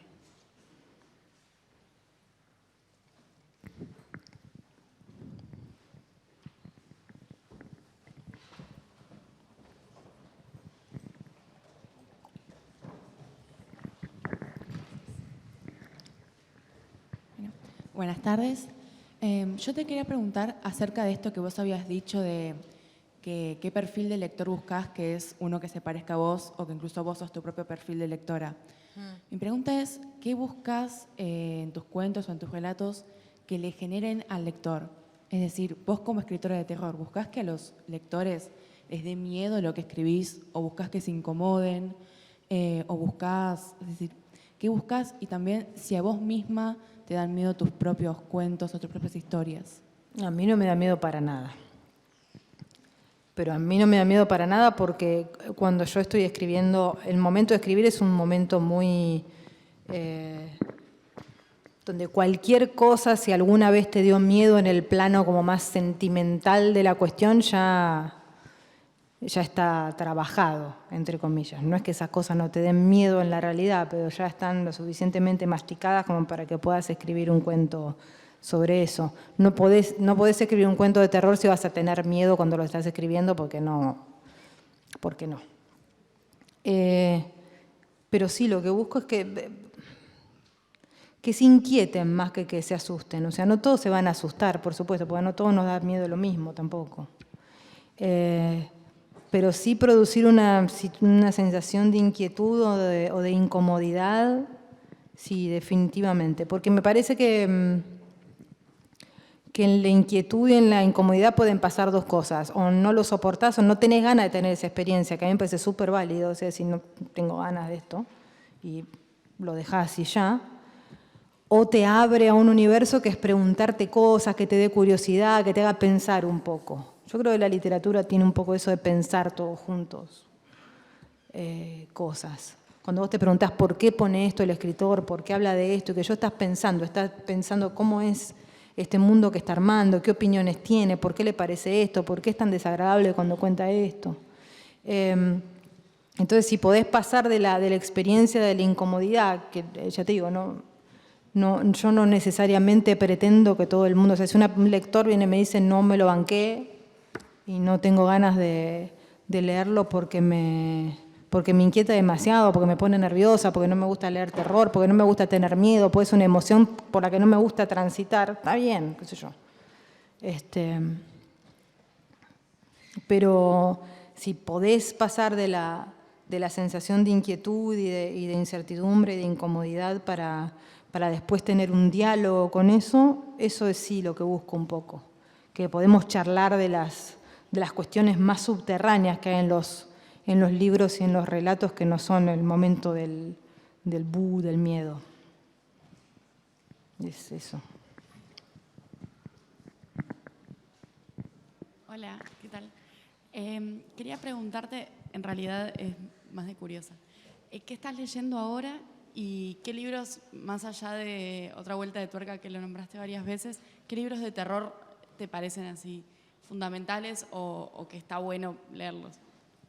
A ver, ¿qué estoy leyendo? Ahora estoy leyendo a Anne Carson, que es una escritora que me parece extraordinaria, es poeta y ensayista, nada que ver. ¿Qué más estoy leyendo? Déjame ver pensar en mi... A ver, estoy leyendo a un escritor danés que se llama Peter Adolfsen. Pero ves que todo lo leo por diferentes cuestiones. A Peter lo estoy leyendo porque lo conocí y me dio su libro. Estoy leyendo a Flavio Lopresti porque es un escritor, es cordobés, es un escritor que me interesa y sacó un primer libro de cuentos y están buenísimos. Eso no tiene nada de género ninguno. Y estoy leyendo la biografía de Brett Anderson, que es el cantante de Suede, porque tengo que escribir una nota sobre Suede y soy recontra fan de Suede, no me importa mucho otra cosa, así que ese es el mejor libro de todos los que estoy leyendo.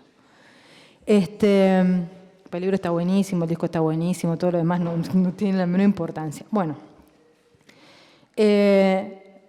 después, libros así, para mí, fundamentales. De King, el que más de todos para mí es It. Olvídense de las películas y todo, el libro es extraordinario. Es el mejor libro sobre los temores de infancia que yo leí. Y sobre el trauma, es un libro sobre el trauma, por eso es tan poderoso. Pues es un libro sobre los traumas de infancia que no se pueden abandonar y que no se abandonan en la edad adulta. Entonces por eso el libro resulta casi insoportable. Hay un escritor que a mí me gusta mucho, se llama Peter Straub. De todos sus libros, a lo mejor está traducido a castellano, se llama Perdidos. Y es muy lindo. Es un cuento de fantasmas que no tiene... Los fantasmas son medio buenos, qué sé yo, pero igual te dan miedo. Shirley Jackson, los cuentos de Shirley Jackson en general, especialmente Los veraneantes, que es un clásico, y la novela de ella, pasa que la novela de ella, buenísima de terror, es la que menos se consigue, no sé por qué. Y tiene un título que creo que lo tradujeron como La maldición, que es como una traducción muy mala, que es The Haunting of Hill House, que quiere decir como el embrujo de la casa de la colina, es lo más cercano, digamos. Es una novela difícil de traducir, pero es una gran novela. Es una de las novelas de casa embrujada con psicología, digamos, y con mujer protagonista más power que yo leí. Después en novela gráfica, porque para mí el terror no es solamente novela clásica. En novela gráfica, Desde el infierno, de Alan Moore, que es como una historia alternativa de los crímenes de Jack el Destripador, pero los piensa con la ciudad, los piensa con la época, los piensa como una decisión desde el poder de exterminar a estas mujeres como si fuese una limpieza étnica. Es un libro terrorífico y es extraordinario. Después, en castellano, hay una novela muy buena que se llama La piel fría, de Albert Sánchez Piñol, que es una vuelta de tuerca al universo de Lovecraft en una isla tipo en el sur del mundo. Es como una novela entre el terror y la ciencia ficción, pero que funciona mucho más como novela de ciencia ficción que está buenísima. Bueno, ahí hay un pequeño canon, puedo seguir horas. Pero ahí hay como bastantes libros que a mí me impresionaron mucho. Y después dos autores, un tipo que se llama Robert Aickman, que es un demente, está traducido. Pienso en lo que están traducidos también. John M. Harrison es otro tipo power y que también está traducido. Y hay una mina, la que está traducida, pero está publicada en España, y acá no trajeron sus libros, que se llama Kelly Link, que es buenísima. Lo tengo en la mesa de luz, pero ya me dijeron que es buenísima, una escritora ecuatoriana que se llama Mónica Ojeda. La novela se llama Nefando, y ella trabaja con tecnología, con deep web, con cuestiones más Black Mirror, por decirlo entre comillas, pero es un texto de terror, el de Mónica. Todavía no lo leí, pero ya me atrevo a decir que está bien. Así que bueno, nada, por ahí. pregunto yo que tengo el micrófono cerca. ¿Y qué estás escribiendo? ¿Estás escribiendo ahora? ¿Podés contar algo? No, mucho no puedo contar porque me parece que si cuento no lo voy a terminar y me voy a morir antes de terminarlo y lo van a publicar póstumamente y con errores. O lo publica otro, o sea, no. Puedo decir que es una novela larga, y es una novela que tiene elementos de terror, yo no diría, bueno, sí es una novela de terror, pero bastante irregular en cómo aparece el terror, quiero decir, o sea, que tiene como muchos momentos realistas y después aparece el terror y qué sé yo, y es con varones y eso, y es en 3 épocas diferentes, creo, los 80, los 60 y los 90. Eso. Los protagonistas son básicos, es una familia, padre, hijo y madre, pero padre e hijo son los principales. Me cansé de las chicas, estoy harta de las chicas. No se aguanto más.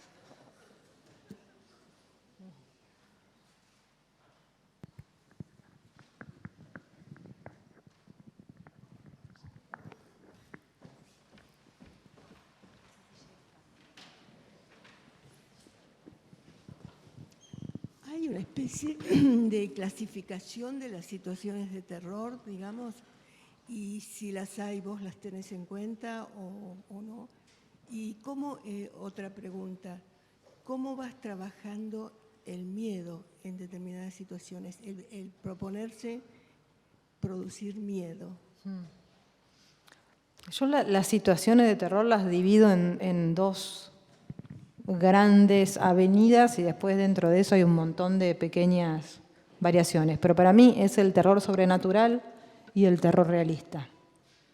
Realista. O sea, la diferencia que hay entre un fantasma y un asesino real, digamos. Y dentro de ahí, dentro de eso, trabajo cosas completamente distintas, pero parecidas al mismo tiempo. O sea, en ambos casos, si tengo que trabajar la amenaza, son 2 amenazas completamente distintas. Una, en lo sobrenatural, es una amenaza mucho más a la racionalidad y la otra es una amenaza mucho más al cuerpo, a la seguridad, a la vulnerabilidad. La otra también es una vulnerabilidad, pero una vulnerabilidad del orden de lo psicológico, de alguna manera. Quiero decir, cuando ve un asesino uno dice, corro, me va a matar, y cuando ve un fantasma dice, me estoy volviendo loco. También corre, pero pasan cosas diferentes. Entonces el trabajo que voy haciendo con la amenaza, con el acecho, con el suspenso, en cada uno de estos terrores es diferente. Y después, como yo trabajo con eso, terror real y terror sobrenatural, que en general están pegados con situaciones que tienen que ver con el realismo y con la política, también ahí los voy cargando de elementos que son diferentes. En mis cuentos, en general, un asesino es un policía, no un asesino serial. Si yo fuera una escritora norteamericana, a lo mejor pondría un asesino serial. Teniendo en cuenta que, me parece, en nuestro continente es más relevante o más perturbador hablar de la violencia que se ejerce desde el Estado o desde las instancias donde el Estado está mezclado con el crimen, tipo, no sé, el narco, ponele, o con el poder más que con el Estado. Pero digamos, me parece, digamos, que cuando yo hago una violencia realista tiene mucho menos que ver con individuo matando individuo que con estructura acechando individuo. Estructura institucional o estructura criminal relacionada con institucional de alguna manera. Entonces ahí es diferente el tratamiento que le das a la cuestión del acecho. En general, cuando lo escribís de esta manera es un poco más asfixiante. Porque de alguna manera, digamos, cuando se termina el asesino o se termina la persona, porque el asesino la mató, se terminó. Lo otro continúa. Quiero decir, vos tenés un cuento donde, no sé, un policía mata a un chico y no es ese policía matando a ese chico y ahí se terminó. Es una situación de violencia institucional que es mucho más agobiante que el caso en sí. Entonces el trabajo que haces con eso es un poco más claustrofóbico y más pregnante, o sea, entra como en muchos más lugares. Y en lo sobrenatural también depende con cómo esté usando la metáfora de lo sobrenatural y en qué sentido. O sea, antes hablábamos de los fantasmas, a mí el fantasma traumatizado, que es como el fantasma al que estamos acostumbrados, que es el que aparece, hace siempre lo mismo y cuenta su historia, a mí me parece muy eficiente narrativamente, ¿no? Porque es como, tiene que ver con la historia con mayúscula, o sea, es como el que cuenta siempre lo mismo y este loop del que no se puede salir, que es bastante horripilante. Entonces eso, dentro de los dos registros de real o sobrenatural, tengo como todos estos subregistros a partir de cómo voy manejando los estereotipos del terror, que desde el fantasma hasta la casa embrujada, hasta lo que sea.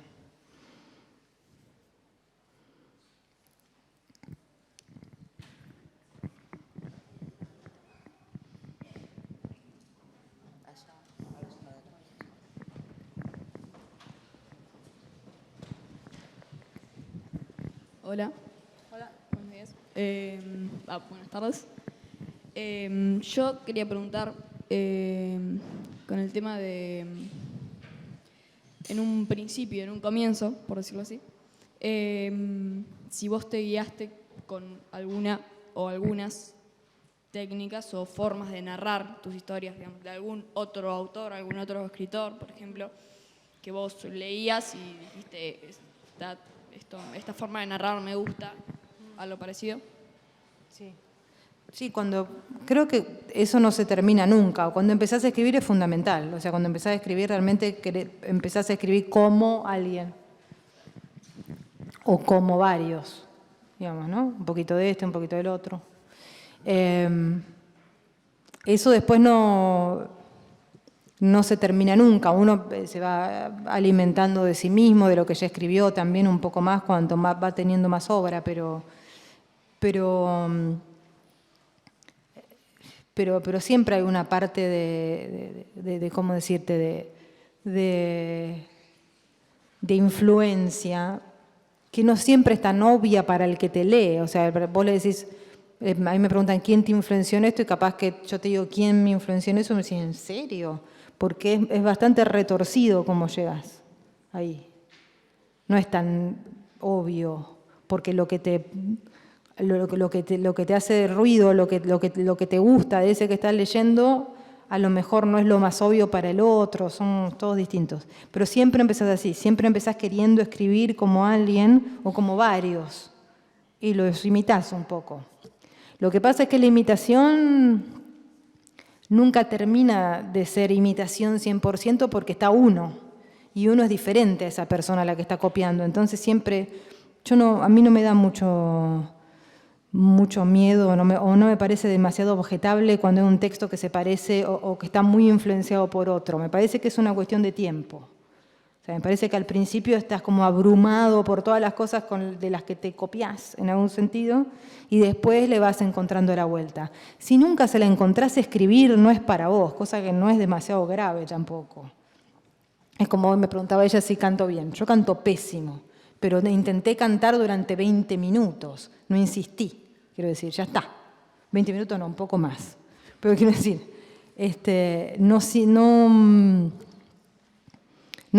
digamos, no es demasiado preocupante que no sea para uno. Pero en general yo creo que la literatura debería ser una cosa no muy esforzada.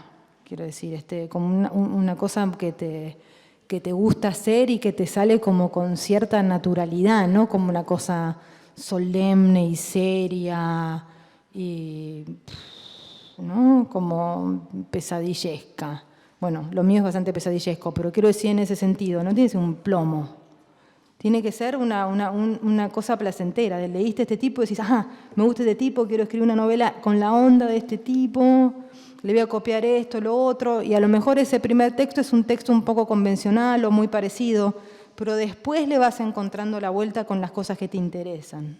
Y si no se la encontrás, bueno, no no es lo que uno sabe hacer mejor. Que, bueno, está bien.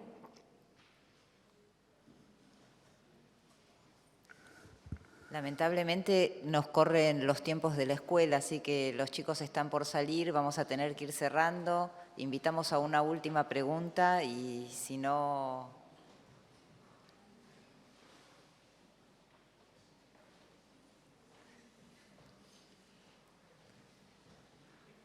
¿No?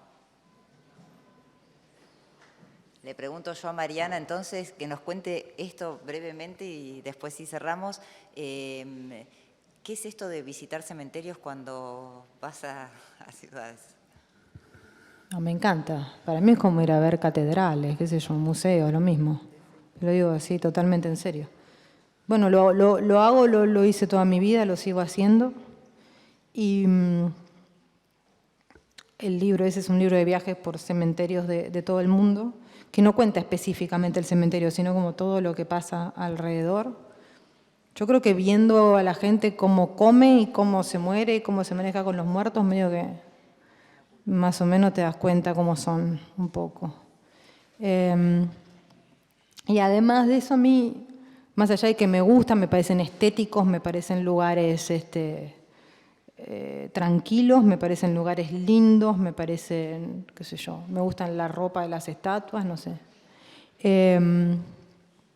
Más allá de todo eso, yo me di cuenta con el tiempo, son crónicas esto, la última crónica de ese libro es la crónica de cuando una compañera mía de trabajo, que se llama Marta Dillon, encontró o sea, ella no lo encontró el equipo de antropología forense, los huesos de su mamá desaparecida, lo cual era una situación completamente loca, porque la mujer esa que estaba muerta y que estaba desaparecida había vuelto, era chiquitita porque no estaban todos los huesos, y era más joven que ella, o sea, su mamá era más joven que ella, que era la hija, era todo un...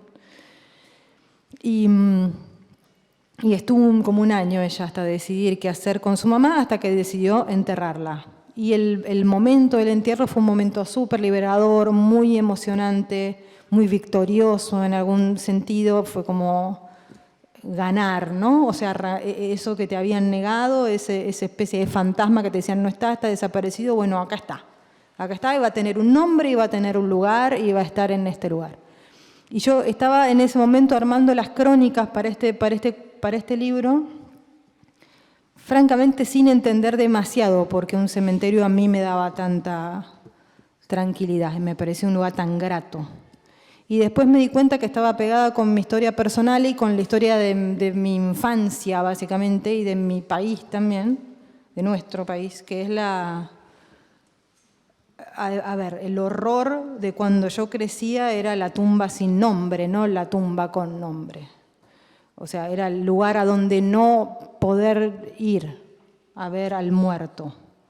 Un lugar donde el muerto está, donde tiene un nombre, donde está identificado y a donde se lo puede ir a llorar o insultar, qué sé yo, depende de la onda que tenga con el muerto, me parece sano, reparador, digamos. Y en ese sentido me parecen como lugares súper lindos los cementerios. Morirse hay que morirse, digo. Más vale que te pongan en una tumba linda, ¿no? Cara, con mármol. Bueno, muchísimas gracias. Queremos agradecer a Mariana nuevamente por su tiempo. Sabemos que tenés una agenda apretadísima, pero vino desde Capital especialmente a visitarnos, a charlar con nosotros. Queremos agradecer también a nuestros alumnos porque este ciclo, Mariana, con todos los chicos que ves, no es obligatorio, vienen porque tienen voluntad de hacerlo y nos han acompañado a lo largo del año. Queremos agradecer a la comunidad, nosotros quisimos abrir este ciclo de temporada de lectores a la comunidad, así que a toda la gente que nos ha acompañado y se ha acercado al liceo para presenciar estas charlas con escritores, muchísimas gracias, los esperamos el año que viene. Queremos agradecer a la Asociación Cooperadora que siempre está presente y que siempre nos apoya, en especial comprándonos libros, muchísimas gracias. Y finalmente también queremos darle nuestro reconocimiento a las autoridades del colegio, porque este ciclo de charlas con lectores surgió como una idea de colegas en el Departamento de Literatura y realmente sin el apoyo de las autoridades del colegio hubiera sido imposible concretar nuestra idea. Así que muchas gracias a todos, los esperamos el año que viene, esperamos en la segunda edición de temporada de lectores.